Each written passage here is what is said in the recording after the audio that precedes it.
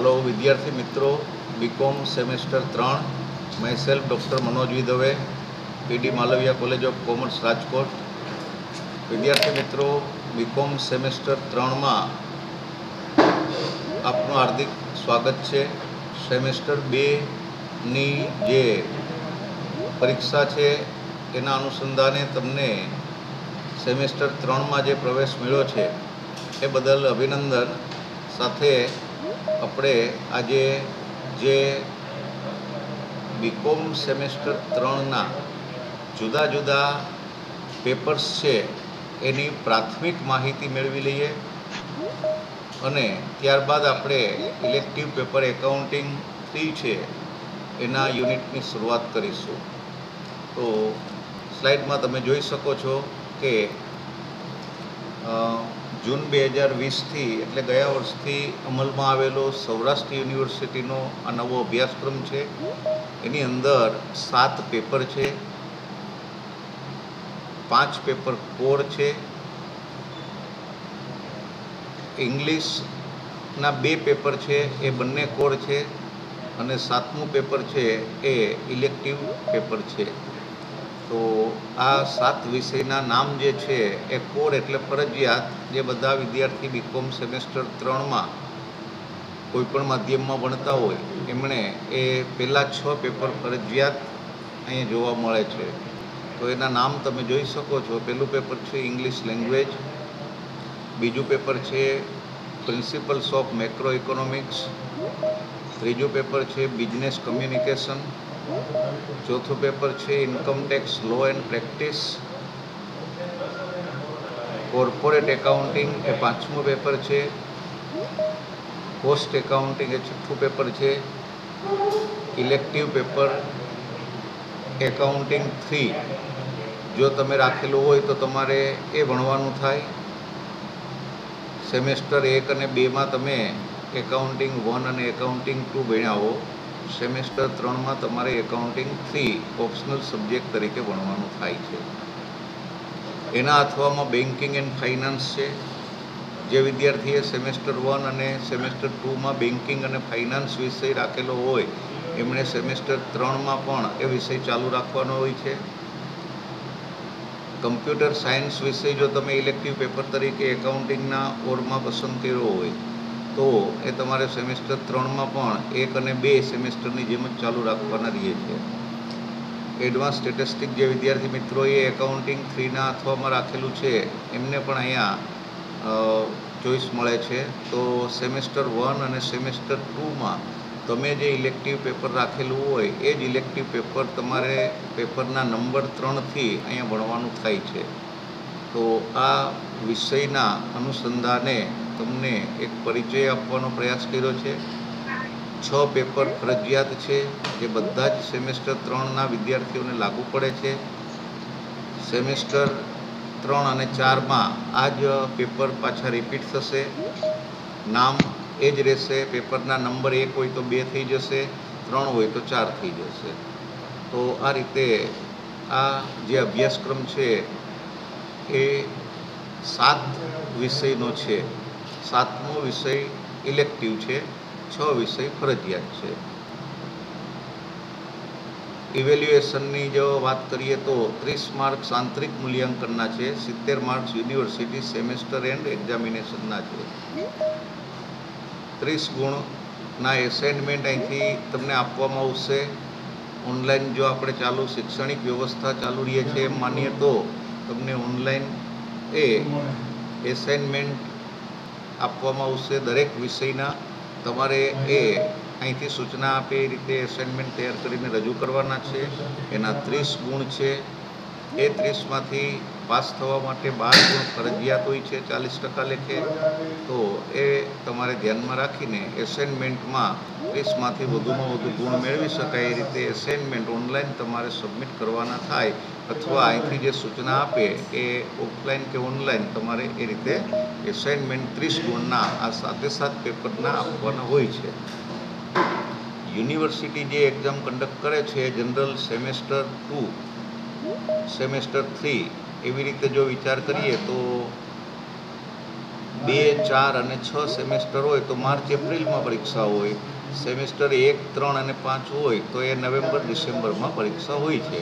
એટલે તમારી પરીક્ષા નવેમ્બરમાં જો શક્ય બને અને લેવાય તો તમારે 70 ગુણના આ 7 પેપર છે એ માટે પરીક્ષામાં એપિયર થવાનું હોય છે. 70માંથી તમારે 28 ગુણ પાસ થવા માટે મેળવવાના હોય છે. તો આ એક સામાન્ય સમજ સાથે આ 7 વિષય પૈકી જે 7મું પેપર છે ઇલેક્ટિવ પેપર એકાઉન્ટિંગ 3 એના વિશે આપણે ચર્ચા કરવાના હવે માર્ગે જશું.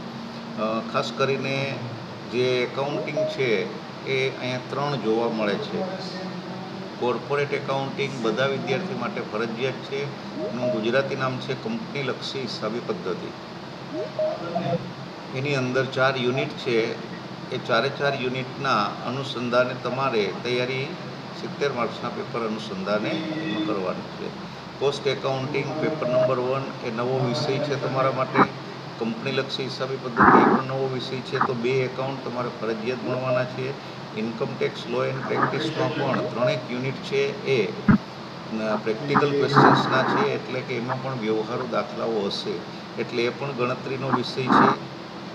2 ઇંગ્લિશ વિષય છે, એક ઇંગ્લિશ લેંગ્વેજ છે અને બીજું બિઝનેસ કમ્યુનિકેશન છે. તો ઇંગ્લિશ લેંગ્વેજ અને ઇંગ્લિશ બિઝનેસ કમ્યુનિકેશનના વિષય સાથે તમારે અંગ્રેજીમાં પણ અહીંયા તૈયારી વ્યવસ્થિત કરવાની છે. પ્રિન્સિપલ્સ ઓફ ઇકોનોમિક્સ એ પણ તમારે અહીંયા ભણવાનું થશે અર્થશાસ્ત્ર તરીકે. અને એકાઉન્ટિંગ પેપર 3 ઇલેક્ટિવ પેપર તરીકે તમે રાખો તો 3 એકાઉન્ટિંગ ભણવાના થાય તમારે આ સેમેસ્ટરમાં. સેમ વે સેમેસ્ટર 4માં પણ આવા 3 એકાઉન્ટિંગ ભણવાના થાય, ઇન્કમ ટેક્સ ભણવાનું થાય. તો 4 વિષય 7 વિષયમાંથી પ્રેક્ટિકલ ગાણિતિક વિષય છે, વ્યવહારુ દાખલાઓ ગણીને જવાબ તૈયાર કરવાના. એટલે આ જે સેમેસ્ટર 3 અને 4 છે એમાં ગણતરીના વિષયો ઝાઝા છે.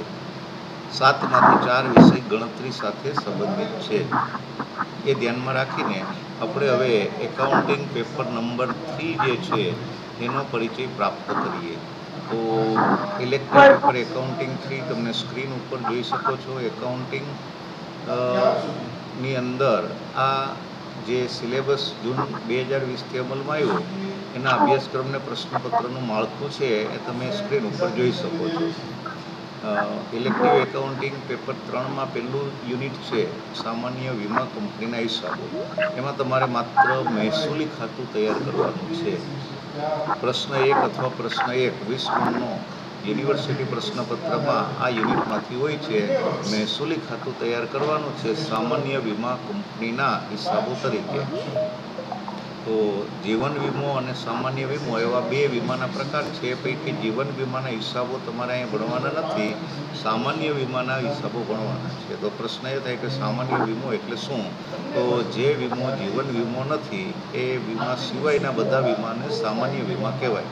પછી એની અંદર મેડિક્લેમ પોલિસી પણ હોઈ શકે, એક્સિડન્ટ પોલિસી પણ હોઈ શકે, ફાયર ઇન્સ્યોરન્સ પણ હોઈ શકે, એટલે કે આગની વીમા પોલિસી હોઈ શકે, દરિયાઈ વીમા પોલિસી હોઈ શકે, વફાદારીનો વીમો હોઈ શકે. અનેકવિધ પ્રકારના વીમા સામાન્ય વીમાના ટાઇટલ નીચે જોવા મળે છે, પણ ટૂંકીને ટચ વ્યાખ્યા આવી છે કે જે જીવન વીમો નથી એ સિવાયના બધા વીમા સામાન્ય વીમા કહેવાય છે. હવે તમારે મહેસૂલી ખાતું તૈયાર કરવાનું છે, એટલે વાર્ષિક હિસાબો અભ્યાસક્રમમાં નથી. સામાન્ય વીમા કંપનીના વાર્ષિક હિસાબોને બદલે મહેસૂલી ખાતાના હિસાબો તમારે બનાવવાના છે. એટલે તમને દાખલા તરીકે આગ વિભાગની માહિતી આપે, સામાન્ય વીમો આગને લગતો છે, એની પોલિસી લીધેલી છે વેપારીએ અને એ અંગેની માહિતી તમને આપે તો તમારે આગ વિભાગનું મહેસૂલી ખાતું તૈયાર કરવાનું છે. દરિયાઈ વીમાની માહિતી આપે તો દરિયાઈ વીમા વિભાગનું મહેસૂલી ખાતું તૈયાર કરવાનું. અકસ્માત વીમા વિભાગની માહિતી આપે તો એ અકસ્માત વીમા વિભાગનું મહેસૂલી ખાતું તમારે તૈયાર કરવાનું છે. ટૂંકમાં વીમા કંપનીના આંશિક હિસાબો તમને અહીંયા ચેપ્ટરમાં પૂછેલા છે. એટલે તમારે વાર્ષિક હિસાબોમાં નફા નુકસાન ખાતું વીમા કંપનીનું બનાવવાનું નથી, નફા નુકસાન ફાળવણી ખાતું બનાવવાનું ન હોય, પાકું સર્વે તૈયાર કરવાનું નથી. માત્ર મહેસૂલી ખાતું એટલે રેવન્યુ સ્ટેટમેન્ટ તૈયાર કરવાનું છે. તો એ રેવન્યુ સ્ટેટમેન્ટ એટલે એક ખાતું બનાવવાનું છે જે પત્રક પદ્ધતિએ છે. 2003થી ઈરડાએ ફરજિયાત રીતે દરેક વીમા કંપનીઓને અહીંયા મહેસૂલી ખાતા કે વાર્ષિક હિસાબો સ્ટેટમેન્ટ એટલે શેડ્યુલ ફોર્મેટમાં તૈયાર કરવાની સૂચના આપી છે. એટલે ઉધાર જમા એવું અહીંયા જોવા નહીં મળે, તમારે પત્રક પદ્ધતિએ જવાનું છે. પત્રકમાં તમારે આવકો પહેલાં બતાવવાની છે, કુલ આવક નક્કી કરવાની છે, એમાંથી ખર્ચાઓ વીમા કંપનીના બાદ કરવાના છે. પછી જે વધે એ નફો નુકસાન થાય એ નફા નુકસાન ખાતાના પત્રકમાં તમારે આગળ લઈ જવાનું હોય છે. તો મહેસૂલી ખાતું બનાવવાનો અર્થ છે કે વીમા કંપનીની મહેસૂલી આવકો નોંધવાની છે તમારે. એમાંથી મહેસૂલી ખર્ચાઓ વીમા કંપનીએ જે વર્ષ દરમિયાન ખરેખર કરેલા હોય એ તમારે બાદ કરવાના છે. તો વર્ષ દરમિયાનની વીમા કંપનીની ખરેખર આવક, એમાંથી બાદ ખરેખર ખર્ચાઓ, એટલે નફો અથવા નુકસાન મળશે એ તમારે વીમા કંપનીના સામાન્ય નફા નુકસાન ખાતે લઈ જવાનું છે. હવે પ્રશ્ન એ થાય કે મહેસૂલી ખાતું દરિયાઈ વિભાગનું તમે તૈયાર કરો, એનો નફો નુકસાન શોધો. આગ વિભાગનું મહેસૂલી ખાતું બનાવો, એનો નફો નુકસાન શોધો.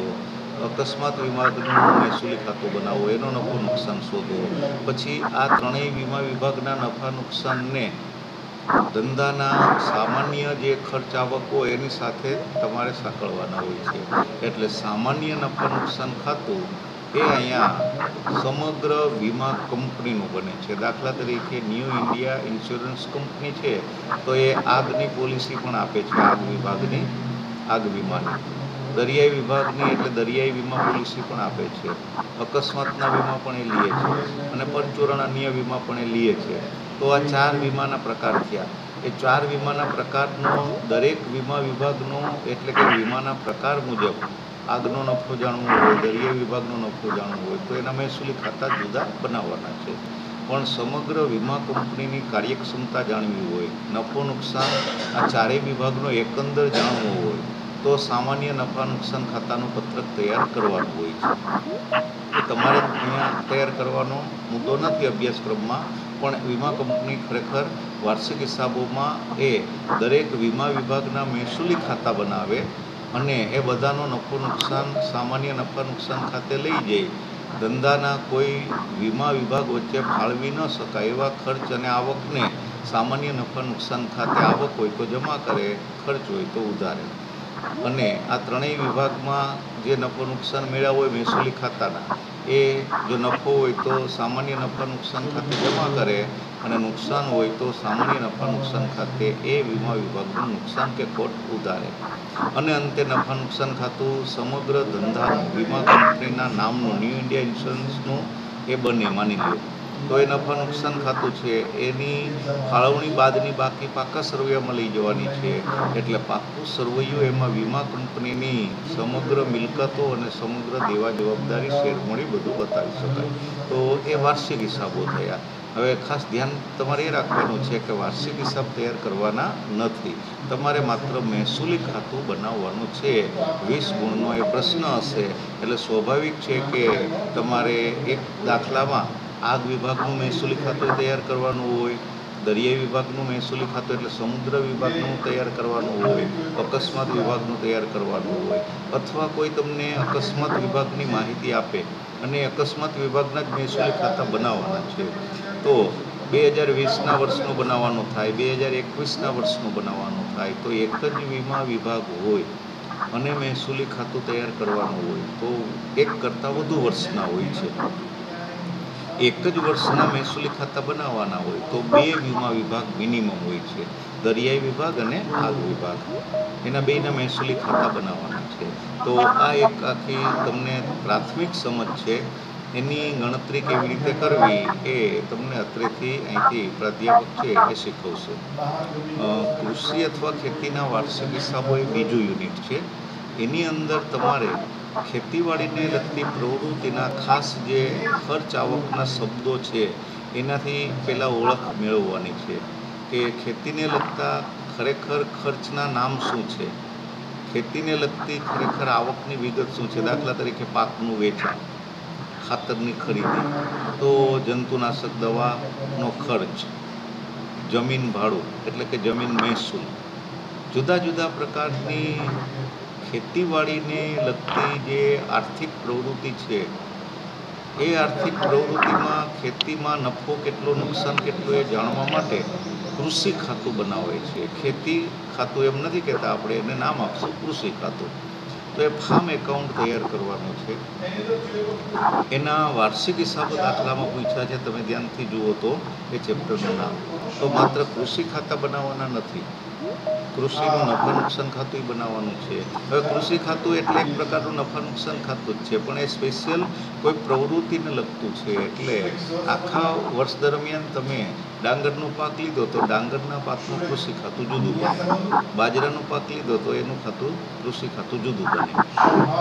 એટલે એક કરતાં વધુ પાકના કૃષિ ખાતા હોય, જ્યારે સમગ્ર ખેતીવાડી પ્રવૃત્તિ એટલે કે કૃષિ પ્રવૃત્તિનું નફા નુકસાન ખાતું હોય. તો એની અંદર ડાંગરના પાકનો નફો નુકસાન સામાન્ય નફા નુકસાન ખાતે જાય, બાજરાનો તમે પાક લીધો એનો નફો નફા નુકસાન ખાતે જાય.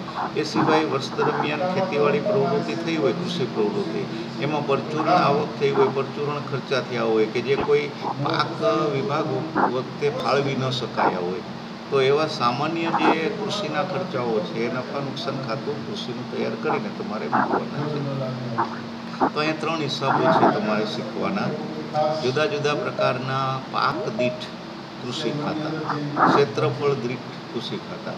દાખલા તરીકે એક ખેતર છે, એની અંદર 2 ભાગ છે. અડધો ભાગ છે એ ક્ષેત્રફળની દ્રષ્ટિએ x છે, બીજો ભાગ y છે. તો x વિભાગનું કૃષિ ખાતું અને y વિભાગનું કૃષિ ખાતું. પણ x અને y ની સમગ્ર કૃષિ પ્રવૃત્તિનું નફા નુકસાન ખાતું હોય. તો અહીંયા ખેતરના પ્રકાર મુજબ ખેતર નંબર 1, ખેતર નંબર 2, ખેતર નંબર 3, તો એવા તમારે 3 કૃષિ ખાતા બનાવવા પડે. 3 કૃષિ ખાતામાં નફો નુકસાન શોધવો પડે. એને કૃષિના સામાન્ય નફા નુકસાન ખાતે લઈ જવાનો, કૃષિનું સામાન્ય નફા નુકસાન ખાતું તૈયાર કરવાનું અને એનો નફો નુકસાન છે પાકા સરવૈયામાં લઈ જવાનો. તો અહીંયા તમારે 3 વસ્તુ યાદ રાખવાની છે. એક તો વાર્ષિક હિસાબ, એટલે 3 પ્રકારના જવાનું: કૃષિ ખાતું, કૃષિનું નફા નુકસાન ખાતું અને કૃષિનું પાકું સરવૈયું. તો એ ખેતરના અનુસંધાને તમે જે આર્થિક પ્રવૃત્તિઓ થતી હોય ખેતરમાં, જે ખર્ચ અને આવક થતી હોય, એ કૃષિને લગતી આર્થિક પ્રવૃત્તિઓ છે. એને નોંધવા માટેના કેટલાક ખાસ શબ્દો છે એ તમારા ચેપ્ટરમાં શીખી લેવાના છે. આપણે એના નમૂના તમને પહેલાં આપશું. એટલે કૃષિ ખાતામાં જમા ઉધાર થતી વિગતોના નામ વિશિષ્ટ છે, તમારે યાદ રાખવાના છે. એમાં જમા ખર્ચી વ્યવહારો પણ હોય છે. એટલે કે કોઈ એક આર્થિક વ્યવહાર હોય, દાખલા તરીકે મજૂરોને મજૂરી પેટે અનાજ, તો અનાજની આવક થાય છે એટલે જમા થાય. કોઈ પણ અનાજ એટલે પાક જાય તો જમા. એટલે કૃષિ ખાતે મજૂરોને કૃષિ પેટે અનાજ આપ્યું, એટલે કે મજૂરી પેટે અનાજ આપ્યું, તો એ કૃષિ ખાતાની જ આવક છે. પણ મજૂરોને મજૂરી ચૂકવી એ કૃષિ ખાતાની ખર્ચની રકમ છે. પણ રૂપિયા નથી ખર્ચતા, એની સામે એને અનાજ આપીએ છીએ. એટલે અનાજનું નાણાંમાં મૂલ્યાંકન કરીને જે રૂપિયા નક્કી થાય એ મજૂરોની મજૂરીની ચૂકવણી કહેવાય. તો એ જમા ખર્ચી વ્યવહાર છે. એને કોન્ટ્રા એન્ટ્રી અંગ્રેજીમાં કહેવામાં આવે છે. તો એ કોન્ટ્રા એન્ટ્રી એટલે 2 બાજુ કોઈ પણ ખાતામાં ઉધારી થાય અને જમાય થાય એવો વ્યવહાર. તો એ તમારે શીખવાના છે. એવા 3 થી 4 વ્યવહારો છે જે કૃષિ ખાતામાં ઉધાર પણ થશે, જમા પણ થશે. દાખલા તરીકે દાન અનાજમાં આપ્યું હોય, તો દાન આપો રૂપિયાથી તો એ ખર્ચ છે, પણ અનાજ તરીકે આપો તો એ અનાજની જ આવક છે. એટલે કોઈ પણ કૃષિ ખાતે અનાજની જ આવક જમા થાય અને દાન છે ખર્ચ છે, તો એ ઉધાર. તો આવા વિશિષ્ટ વ્યવહારો તમારે આ ચેપ્ટરમાં આર્થિક જે પ્રક્રિયાઓ છે એના અનુસંધાને ખાસ પારિભાષિક શબ્દો છે, કૃષિના ખાસ પારિભાષિક શબ્દો, એ આપણે પહેલાં શીખી લેશું, પછી એના વાર્ષિક હિસાબો ઉપર જવાનું છે. 3જું યુનિટ જે આજે આપણે શરૂ કરવાનું છે, પાઘડીનું મૂલ્યાંકન છે. મિત્રો, પાઘડી એટલે શું એ બધી ચર્ચા આપણે એ પાઘડીના મૂલ્યાંકનની શરૂઆતમાં કરશું. પણ અહીંયા પાઘડીની કિંમત નવેસરથી આપવાની છે. કોઈ પણ ધંધામાં પાઘડી છે એ આબરૂ પ્રતિષ્ઠાનું નાણાકીય માપ છે, એ નફાનો બદલો છે. તો એનું નાણાકીય મૂલ્યમાં માપન કરવા માટે કેટલીક પદ્ધતિઓ છે. એ પદ્ધતિઓ પૈકી જે દાખલો ગણવા માટેની પ્રચલિત પદ્ધતિઓ છે એ યુનિવર્સિટી પ્રશ્નપત્રના અનુસંધાને આપણે એની પદ્ધતિઓ ધ્યાનમાં લેશું અને પાઘડીનું મૂલ્યાંકન કરતાં શીખીશું. સેમ વે પાઘડી જેમ અહીંયા અલગ અલગ કિંમતથી પદ્ધતિથી મેળવવામાં આવે છે, એમ ધંધામાં જે કંપનીઓ છે, પેઢીની પણ કંપનીઓ, એકાકી વેપારી નહીં પણ એકાકી કંપની, ભાગીદારી પેઢીનું કંપનીમાં રૂપાંતર થાય તો કંપની બને. તો 1956ના મૂળભૂત કંપની ધારા નીચે નોંધાયેલી 2013ના કંપની કાયદા અનુસાર કાર્યરત કંપનીઓ છે એના શેરની માહિતી મહત્વની હોય છે. તો એમાં શેરનું મૂલ્યાંકન આપણે અહીં શીખવાનું છે. શેર એટલે શું, ત્યાંથી આપણે શરૂ કરીને શેર મૂડી આધારિત, શેરના પ્રકાર આધારિત, શેરની ભરપાઈ કિંમત આધારિત આપણે શેરનું મૂલ્યાંકન કરતા શીખવાનું છે. તો આ બંને યુનિટ છે એકબીજા સાથે પેરેલલ સંકળાયેલા છે. પાઘડી ધંધાની મિલકત છે, તો શેરના મૂલ્યાંકનમાં મિલકતોનું મૂલ્યાંકન નક્કી કરવાનું હોય ત્યારે ફરી પાછું પાઘડીનું મૂલ્યાંકન નક્કી કરવાનું થાય. એટલે એવું બને અહીંયા કે શેરના મૂલ્યાંકનમાં પણ આંશિક રીતે પાઘડીનું મૂલ્યાંકન પૂછાય. અને ચેપ્ટરનું નામ જ અલગ છે, એનો પ્રશ્ન પણ યુનિવર્સિટીમાં ત્રીજો અલગ પૂછાય છે. તો પાઘડીનું મૂલ્યાંકન એક જુદો પ્રશ્ન છે, એને શેરના મૂલ્યાંકન સાથે સાંકળી શકાય શેરના મૂલ્યાંકનની ગણતરી કરતી વખતે. તો આપણે અહીંયા આ 4 યુનિટ છે એ શીખવાના છે. ત્રીજું અને ચોથું યુનિટ હું ભણાવવાનો છું. પહેલું યુનિટ દીપ્તિબેન ત્રિવેદી ભણાવશે, બીજું યુનિટ નવીનભાઈ પટેલ તમને ભણાવશે. તો આ પ્રકારે આખી પાઘડીના મૂલ્યાંકનની પરિસ્થિતિ છે એ આપણે હવે ધ્યાન ઉપર લઈએ. તો તમને એ પણ ખ્યાલ છે કે આંતરિક મૂલ્યાંકન 30 માર્ક્સનું છે. આ 4 એસાઇનમેન્ટ આપણે આપશું, 4 જે ચેપ્ટર છે એના એસાઇનમેન્ટના જવાબ તમારે સબમિટ કરીને 30માંથી મેક્ઝિમમ ગુણ મેળવવાના છે, મિનિમમ 12 મેળવવાના હોય છે. બાહ્ય મૂલ્યાંકન એટલે યુનિવર્સિટી પરીક્ષા જો એ કન્ડક્ટ કરવામાં આવે તો આ પ્રકારનું પ્રશ્નપત્ર હોય, 70માંથી 28 ગુણ તમારે મેળવવા. તો આ રીતે આપણે આ વિષયની ચર્ચા સમજીએ છીએ. હવે આપણે ઇલેક્ટિવ એકાઉન્ટિંગના અભ્યાસક્રમ પ્રમાણે યુનિટ નંબર 3 પાઘડીનું મૂલ્યાંકન એની થિયરીની ચર્ચા સમજીએ છીએ. ખાસ કરીને આ ચેપ્ટરમાં પ્રારંભિક જે બાબતો છે એમાં પાઘડીનો અર્થ છે, વ્યાખ્યાઓ છે, પાઘડી એટલે શું એ મુદ્દો જોઈએ, પાઘડીના મૂલ્યાંકનની જરૂરિયાત શું, શા માટે કંપની કે પેઢીમાં પાઘડીની કિંમત નવેસરથી આંકવી પડે, પાઘડીને અસર કરતા પરિબળો કયા કયા છે, આ બધી ચર્ચા થિયરીની છે. પાઘડી અંગે નામું કેવી રીતે લખાય, તો પાઘડી મિલકત છે, મિલકતનું નામું લખાય. પાઘડી ધંધામાં આવે તો એ ઉધાર બાજુ લખાય છે, આકાશ રોયામાં, એટલે પાઘડી આવે તો ઉધાર જાય તો જમા, એ હિસાબે નિયમ છે. બીજું, પાઘડી ચૂકવનાર માટે પાઘડીની કિંમત લખાય છે, મેળવનાર માટે પાઘડી છે એ આવક છે માત્ર, અને એ એક પ્રકારની એવી આવક કે જે જુદા જુદા મૂડી સ્વરૂપના ખર્ચ કરવા માટે તમે એનો ઉપયોગ એ આવકનો કરી શકો છો. એટલે પાઘડી જ્યારે પ્રાપ્ત થાય છે ત્યારે એ કિંમતના અનુસંધાને વેચાણ કિંમત સ્વરૂપે હોઈ શકે. તમારે એ આવકમાંથી ખર્ચાઓ બાદ કરીને અહીંયા પાઘડી છે એનો હિસાબ રાખવાનો છે. પણ પાઘડી ચૂકવનાર માટે મિલકત છે, કારણ કે ધંધો ખરીદે છે કે મિલકત ખરીદે છે ત્યારે એ એનું મૂલ્ય ચૂકવે છે. તો પાઘડીના હિસાબો ત્યારે જ તૈયાર થાય કે ખરેખર પાઘડીનો આર્થિક વ્યવહાર ઉપજ્યો હોય, એટલે કે પાઘડીનો આર્થિક વ્યવહાર થયો હોય. તો ચૂકવનાર માટે પાઘડીના હિસાબો છે એ મહત્વના બને છે. પાઘડી ઉપર ઘસારો ગણાય કે કેમ એ મુદ્દો મહત્વનો છે. પાઘડી મિલકત છે એટલે ઘસારો ગણવો જોઈએ એવી એક સામાન્ય સમજ છે, પણ પાઘડી છે એ ધંધાની શાખ જેવી મિલકત છે અને શાખને ઘસારો હોય નહીં, શાખને વધારો હોઈ શકે. આબરૂ અથવા કીર્તિ હંમેશા વધે તો એ નાણાકીય મૂલ્યમાં પરિવર્તિત વધુ સારી રીતે થાય. એટલે પાઘડીને ઘસારો ન લાગુ પડતા પાઘડી માંડી વાળવાનો મુદ્દો મહત્વનો છે. વિશ્લેષણકર્તાઓ અને નિષ્ણાંતો એમ કહે છે કે કોઈ પણ ધંધામાં પાઘડી ચોપડે ન હોય તો વાંધો નહીં, પણ ધંધામાં એ પાઘડી એટલે સુવાસ, એટલે કે આબરૂ એની હોવી જોઈએ. પાઘડી જેમ બને એમ હિસાબોમાંથી માંડી વાળવી, પણ ધંધામાં કાયમ રાખવી. ધંધામાં આબરૂ છે કીર્તિ છે, પ્રતિષ્ઠા છે એ કાયમ રાખવી, એને ચોપડે બતાવવાની જરૂર નથી. એટલે પાઘડી બેલેન્સ શીટમાં નહીં હોય તો ચાલશે, પણ ધંધામાં હોવી જરૂરી છે. એટલે જેટલી શક્ય હોય એટલી ઝડપે પાઘડી છે માંડી વળવી જોઈએ. ભારતીય કંપની ધારા અનુસાર પાઘડીના હિસાબો માટે જે ભારતીય હિસાબી ધોરણ 26 છે અદ્રશ્ય મિલકતોનું, એ લાગુ થાય છે. તો એ 26મા હિસાબી ધોરણમાં જે પાઘડીને માંડી વળવાની સૂચના છે એના અનુસાર પાઘડીના હિસાબો વાસ્તવમાં થતા હોય છે. હવે આપણે જે ચેપ્ટર મહત્વનું છે, ટાઇટલ જે છે એના ઉપર જઈએ તો પાઘડીના મૂલ્યાંકનની વિવિધ પદ્ધતિ અથવા રીતો. પાઘડીના મૂલ્યાંકનની જુદી જુદી રીત છે એ આપણે શીખવા સમજવા માટે યુનિવર્સિટી કક્ષાએ જુદા જુદા પ્રશ્નો છે એની ચર્ચા આપણે સમજશું. એના આધારે પાઘડીની કિંમત આપવાના ઉદાહરણો પણ શીખીશું. યુનિવર્સિટીમાં જે પ્રશ્ન પૂછાય છે એનું લેવલ પણ આપણે જોઈ શકશું કે એ લેવલે તમારે તૈયારી કરવાની છે. એટલે તમારો આત્મવિશ્વાસ દ્રઢ થાય એ રીતે યુનિવર્સિટીના પૂછાયેલા દાખલાઓ હું તમને શીખવીશ અને પદ્ધતિઓ મુજબ પાઘડીનું મૂલ્યાંકન આપણે શીખીએ. તમે સ્ક્રીન ઉપર હવે જોઈ શકો છો કે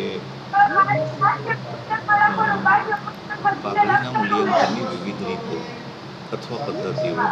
તો અહીંયા 6 પદ્ધતિ તમે સ્ક્રીન ઉપર જોઈ શકો છો. વ્યક્તિગત અભિપ્રાયના આધારે મનસ્વી મૂલ્યાંકન, એટલે કે વ્યક્તિગત અભિપ્રાયના આધારે પાઘડીની કિંમત શોધવાની થાય. કુલ આવક અથવા કુલ વળતરના ધોરણે પાઘડીની કિંમત શોધવાની થાય. સરેરાશ નફાની ખરીદીના આધારે પાઘડીની કિંમત શોધવાની થાય. અધિક નફાની ખરીદીના આધારે પાઘડી શોધવાની થાય. મૂડીકૃત નફાની રીતે પાઘડીની કિંમત શોધવાની થાય. અધિક નફાના મૂડીકરણની રીતે પાઘડીની કિંમત શોધવાની થાય, અથવા અધિક નફાની વર્ષાસન પદ્ધતિએ પાઘડીની કિંમત શોધવાની થાય. તો મિત્રો અહીંયા ત્રીજી, ચોથી, પાંચમી અને છઠ્ઠી પદ્ધતિ છે એ આપણે ધ્યાનમાં લેશું. તો પેલી બે રીત છે થિયરીની છે. વ્યક્તિગત અભિપ્રાયના આધારે પાઘડી એટલે શું એ મુદ્દો આપણે સમજીએ. તો અહીંયા વ્યક્તિગત એટલે ઇન્ડિવિજ્યુઅલ જે અનુભવ હોય, નિષ્ણાંત જ્ઞાન હોય, જુદું જુદું પોતાની સૂઝ હોય એ પ્રમાણે વેપારી પોતાનો ધંધો વેચે કે ધંધો બદલે ત્યારે એ કોઈનો ધંધો ખરીદે છે કે ધંધો પોતાનો વેચે છે તો એણે પોતાના ધંધાની પાઘડી ગણવી છે, અથવા ખરીદે છે તો ખરીદ કિંમતમાં પાઘડી ગણવી છે. તો એ અંદાજ મૂકે છે. એટલે મનસ્વી મૂલ્યાંકન છે, એમાં હિસાબો મહત્વના નથી. હિસાબોની કોઈ સમજ એમાં જોવા મળતી નથી. હિસાબોનો ઉપયોગ પણ થતો નથી, માત્ર અંદાજ હોય છે. અને મોટાભાગે બજારમાં જે આર્થિક વ્યવહારો થતા હોય એમાં બજાર ભાવના અંદાજથી, એમ કે આ ધંધાની કિંમત છે 50 લાખ નક્કી કરી, હવે ધંધાની ચોપડે કિંમત 40 લાખ હોય છતાં એ ધંધાની માંગ, પરિસ્થિતિ અને એ ધંધાની જે આબરૂ છે, એની જે ડિમાન્ડ છે એના આધારે એ વધારાની રકમ પાઘડી 10 લાખ માગે છે. તો એને આપણે વધારાની ઓનની રકમ કહીએ છીએ. તો એ ઓનની રકમ શું મૂલ્યાંકનથી નક્કી થતી હોય, વધારાની રકમ. દાખલા તરીકે કોઈ એરિયામાં જમીનની કિંમત છે, મકાનની કિંમત છે, એનો દસ્તાવેજ 60 રૂપિયા લેખે બનતો હોય પણ એના 100 રૂપિયા લેખે લેવામાં આવતા હોય તો એ વધારાની રકમ છે, પાઘડી છે. તો એ દ્રષ્ટિએ અહીંયા પાઘડી એ ઓન પેમેન્ટ જેવું એક માધ્યમ છે, પણ હિસાબોમાં એને લઈ આવવામાં આવે તો એ અહીંયા એકચ્યુઅલ પેમેન્ટ ગણાય છે, ઓરિજિનલ પેમેન્ટ ગણાય છે. પણ આ રીત છે એટલી સરળ, જેને કહીએ કે ગાણિતિક દ્રષ્ટિએ મહત્વની નથી, એટલે એ દાખલો પૂછવા માટે યોગ્ય નથી. એ બજારમાં વધુ પ્રચલિત છે એમ આપણે શીખીશું. પહેલી પદ્ધતિ. બીજી પદ્ધતિ છે એ વ્યવસાયિક વ્યક્તિઓ માટે પાઘડીના મૂલ્યાંકનને ધ્યાનમાં લે છે. જે લોકો વ્યવસાયી વ્યક્તિઓ છે, ડૉક્ટર છે, ચાર્ટર્ડ એકાઉન્ટન્ટ છે, વકીલ છે, સોલિસિટર છે, કોઈ કન્સલ્ટન્ટ છે, તો એવા લોકો પોતાના વ્યવસાયમાં પાઘડી જ્યારે વિચારે અને ધંધો કરતા હોય કે એ કોઈને પ્રવેશ આપતા હોય પોતાના ધંધામાં, તો એને પાઘડી કેટલી વ્યવસાયી વ્યક્તિઓ પોતાના જ્ઞાન અને અનુભવ અને વિશેષ લાયકાતને આધારે પ્રવૃત્તિ કરતા હોય છે. દાખલા તરીકે ડૉક્ટરનો ધંધો છે, તમે હું ન ખરીદી શકીએ, બીજો ડૉક્ટર જ ખરીદી શકે. તો એ ડૉક્ટર એ વ્યવસાય વ્યક્તિ છે, એની પાસે ડૉક્ટરનું મેડિકલ ક્ષેત્રનું નિષ્ણાત જ્ઞાન છે, એના આધારે એ આવક કમાય છે. એટલે વ્યવસાયી વ્યક્તિઓની પાઘડી, વકીલ છે દાખલા તરીકે, તો એ એના નિષ્ણાંતપણાની આવક મેળવે છે, ફી લે છે. એન્જિનિયર છે એ સિવિલ એન્જિનિયર છે મને તો એ બાંધકામના નકશાઓ તૈયાર કરીને પોતાની વિશિષ્ટ સૂઝ વાપરીને આવક મેળવે છે. તો તમે એ એન્જિનિયરની જેટલી આવક સામાન્ય રીતે મેળવી ન શકો. કેવી રીતે? તો કે તમે એન્જિનિયર તરીકે કામ કરી શકતા હો, તમારી નાનું અનુભવ તમે એના આધારે એની આવક એટલી મેળવી શકો. તો વ્યવસાયી વ્યક્તિઓ પોતાના ધંધાની પાઘડીનું મૂલ્યાંકન કરે ત્યારે આવકના પરિબળને મહત્ત્વનું ગણે છે, કારણ કે એના ખર્ચાઓ સામાન્ય હોય છે. એટલે નફા નુકસાન ખાતાને ધ્યાનમાં નથી લેતા, પણ નફા નુકસાન ખાતાની જમા બાજુની આવકને ધ્યાનમાં લે છે, વેચાણને ધ્યાનમાં લે છે, ફીની આવકને મહત્ત્વની ગણે છે. તો એમાં આંશિક હિસાબો છે, ખર્ચ ધ્યાનમાં લેવાતો નથી, કારણ કે એ લોકોનો ખર્ચ સામાન્ય હોય છે, આવકનું પ્રમાણ વધુ હોય છે. એટલે કુલ વળતર અથવા આવકના ધોરણે એ ટર્નઓવર બેઝ પાઘડી હોય છે. એ પણ એટલી પ્રચલિત નથી હિસાબોમાં, કારણ કે એમાં હિસાબોનો માત્ર નફા નુકસાન ખાતાની જમા બાજુનો થોડો ઘણો ઉપયોગ થાય છે, ઉધાર બાજુનો કે મિલકતો કે દેવા જવાબદારીનો કોઈ ઉપયોગ થતો નથી. સરેરાશ નફાની ખરીદીના આધારે પાઘડી. હવે સરેરાશ નફો એ એવો મુદ્દો છે કે એમાં આખું નફા નુકસાન ખાતું ધ્યાનમાં લેવાનું. તો એ હિસાબોનો એક ભાગ છે, નફા નુકસાન ખાતાને ધ્યાનમાં લઈને પાઘડી નક્કી કરે છે. એટલે આ રીત મુજબની પાઘડી છે એ ગાણિતિક દ્રષ્ટિએ મહત્ત્વની છે. આપણે દાખલાઓ જે ગણવાના થાય એ આ રીતના આધારે ગણવાના થશે. તો ત્રીજી રીત, ચોથી રીત એટલે અધિક નફાની રીત, એમાં પણ નફા નુકસાન ખાતાનો નફો આવે, અધિક નફો શોધતા શીખવું પડે. બીજું મૂડીકૃત નફાની રીત છે, એમાં મૂડીકરણ નફાનું કરવામાં આવે છે કે નફો કમાવવો હોય તો કેટલી મૂડી જોઈએ. તો આ બધી જે રીત છે એ હિસાબો સાથે સંકળાયેલી છે. તો એવી એક રીત આપણે અત્યારે જોઈએ, સરેરાશ નફાની ખરીદીના આધારે પાઘડી. હવે તમે સ્ક્રીન ઉપર જોઈ શકશો કે ત્રીજી રીતનું નામ અહીંયા લખેલું છે, સરેરાશ નફાની ખરીદીની રીતે પાઘડી. અહીં સૌ પ્રથમ જે તે ધંધાકીય એકમનો અમુક હિસાબી વર્ષોનો દરેક વર્ષ માટે જરૂરી હવાલાની અસર પછી સુધારેલો નફો નક્કી કરવામાં આવે છે. આ જે અંડરલાઈન કરેલી વાત છે એ જોઈ લ્યો. જરૂરી નફો જે નક્કી કરવામાં આવે એ યોગ્ય હવાલા નાખીને સુધારેલ નફો નક્કી કરવાનો છે. એટલે સુધારેલો નફો નક્કી કરવો એ આ દાખલાની ગણતરીની પ્રાથમિક જે ગાણિતિક જરૂરિયાત છે એ આપણે શીખવાની છે.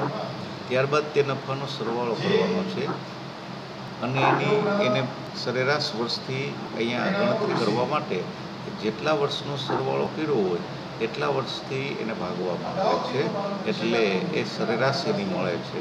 તો એ સરેરાશ નફો શોધવાનો છે.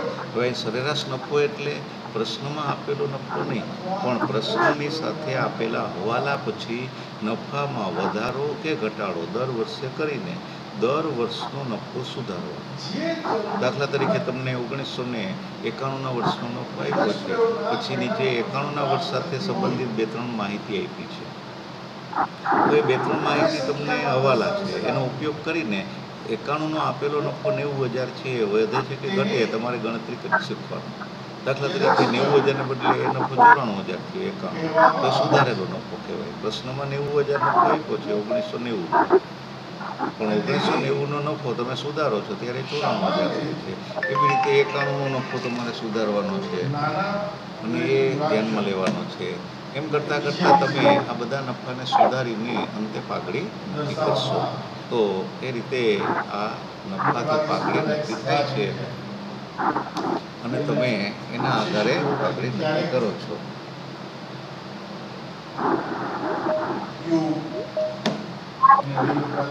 સરેરાશ નફો જે છે એ આ રીતે તમારે શોધવાનો છે. એટલે સરેરાશ નફો શોધ્યા પછી પાઘડી નક્કી કરવાનું સૂત્ર છે, પાઘડી બરાબર સરેરાશ નફો ગુણ્યા અમુક વર્ષની ખરીદી. તો અમુક વર્ષની ખરીદી એટલે કેટલા વર્ષની તમને પ્રશ્નમાં આપશે કે આ નફો સરેરાશ જે આવ્યો એ કમાતા 5 વર્ષ લાગે, 3 વર્ષ લાગે, તો એટલા વર્ષની ખરીદી તમે અહીંયા કરો છો. કે એ નફો કમાવવા માટે એ નફો એ એક પ્રકારની પ્રોડક્ટ થઈ ગઈ, મિલકત થઈ ગઈ. તમારે એ નફો કેટલા વર્ષ સુધીમાં તમે પ્રાપ્ત કરી શકશો? તો કે ધંધો શરૂ કર્યા પછી કે ધંધો ખરીદ્યા પછી એ 2 વર્ષમાં મળશે તો ગુણ્યા 2 વર્ષ કરાય. 3 વર્ષમાં મળે છે તો 3 વર્ષ કરાય. પ્રશ્નમાં તમને આપી દીધું હશે કે અમુક વર્ષ એટલે કેટલા વર્ષ. તમારે માત્ર સરેરાશ નફો શોધવાનો છે, સાચી રીતે શોધવાનો છે. દાખલા તરીકે 90નો નફો તમે 94,000 સુધાર્યો, પછી 91નો નફો આપ્યો છે 80,000, એ તમે સુધારીને 82,000 કર્યો. એ પછી નફો તમને આપ્યો છે 92માં 1 લાખ રૂપિયા, એ સુધારીને તમે 1,05,000 કર્યો. તો તમે સુધારેલા નફાનો સરવાળો કરો, દર વર્ષના સુધારેલા નફાની રકમ શોધો, પછી એ 4 વર્ષની સરેરાશ છે, તમારી પાસે 4 વર્ષની માહિતી છે તો 4 વર્ષનો સરવાળો કરો, છેદમાં 4 મૂકો એટલે તમને સરેરાશ નફો મળે. એ સરેરાશ નફો ગુણ્યા અમુક વર્ષની ખરીદી કરો એટલે પાઘડી તમને હિસાબમાં મળશે. ખાસ કરીને જો નફા સામે હવાલાઓ હોય તો દરેક વર્ષનો હવાલાઓ ધ્યાનમાં લીધા પછી સુધારેલ નફો નક્કી કરવામાં આવે છે, એ તમારે અહીંયા ધ્યાનમાં રાખવાનો મુદ્દો બને છે. હવે અહીંયા એક મુદ્દો છે કે સરેરાશ નફો એટલે શું? તો સાદી સરેરાશ અને ભારિત સરેરાશથી સરેરાશ નફો નક્કી થાય છે. હવે ક્યારે સાદી સરેરાશથી તમારે સરેરાશ નફો નક્કી કરવો અને ક્યારે ભારિત સરેરાશથી સરેરાશ નફો નક્કી કરવો, એ દાખલાની પરિસ્થિતિમાં તમને જો એમ કીધું હોય કે ભારિત સરેરાશ નફો નક્કી કરવાનો છે તો કોઈ પ્રશ્ન નથી. પણ એવું ન કીધું હોય અને વ્યાજબી ગાણિતિક જે સમજ છે એ મુજબ તમારે સાદી સરેરાશને બદલે ભારિત સરેરાશ વાપરવાની હોય તો એ ક્યારે વાપરી શકાય? તો તમે અહીં જોઈ શકો છો, એક સમજ આપેલી છે સ્ક્રીન ઉપર, તમે ધ્યાનથી વાંચો. તો સાદી સરેરાશ અને ભારિત સરેરાશ એટલે શું? જો હવાલાઓ ધ્યાનમાં લીધા પછી એક અનિયમિત નફો હોય દરેક વર્ષનો, એટલે કે 91નો નફો 1 લાખ, 92નો નફો 80,000, 93નો નફો 1,02,000, 94નો નફો પાછો 95,000, તો નફામાં વધઘટ થાય છે, અનિયમિત છે. એટલે કોઈ વર્ષે નફો વધે, કોઈ વર્ષે ઘટે. તો સાદી સરેરાશ ઉત્તમ સરેરાશ છે. સાદી સરેરાશથી એટલે એ દરેક નફાનો સરવાળો કરવો, છેદમાં વર્ષ મૂકવા એટલે તમને મળી જાય. પણ હવાલાઓ ધ્યાનમાં લીધા પછી જો તમે નફાનું ચિત્ર જુઓ તો 91માં નફો 1 લાખ, 92માં નફો 1,05,000, 93માં નફો 1,10,000, 94માં નફો 1,20,000, તો નફો સતત વધ્યો અથવા નફો વર્ષ વધે એમ સતત ઘટતો હોય. તો જો કોઈ સુધારેલ નફો વર્ષ પછી દરેક વખતે સુધાર્યા બાદ એ વર્ષ વધે એમ વધતો હોય કે વર્ષ વધે એમ ઘટતો હોય તો સાદી સરેરાશને બદલે ભારિત સરેરાશ લેવી જોઈએ.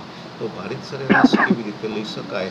તો એ સુધારેલા દરેક વર્ષના નફાને અનુક્રમે 1, 2, 3, 4 ભાર આપવાનો. એટલે પહેલા વર્ષને 1 ભાર આપો, પહેલા વર્ષના સુધારેલ નફાને, બીજા વર્ષના નફાને ગુણ્યા 2 કરો, ત્રીજા વર્ષના નફાને 3 કરો.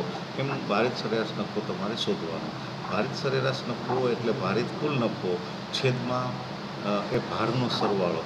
દાખલા તરીકે 4 ભાર લીધા તમે, 1, 2 એટલે 3 અને 4, તો 1 + 2 + 3 + 4 એટલે 10 થાય. તો એ તમે સરવાળો અહીંયા 10 કરી શકો છેદમાં, એને ભારિત સરેરાશ નફો કહેવાય. તો પાઘડી બરાબર સાદી સરેરાશ મુજબનો નફો અથવા ભારિત સરેરાશ મુજબનો નફો ગુણ્યા અમુક વર્ષની ખરીદી, એટલે ત્રીજી પદ્ધતિએ પાઘડી સરેરાશ નફાને આધારે નક્કી થઈ ગઈ. તો અહીંયા સુધી આપણે રાખીએ છીએ.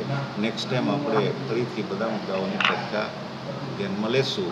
આપણે ત્યારે ચોથી પદ્ધતિ, પાંચમી પદ્ધતિ અને છઠ્ઠી પદ્ધતિની થિયરી સમજશું અને પછી દાખલાઓ જોશું. વસ્તુ સાથે આભાર.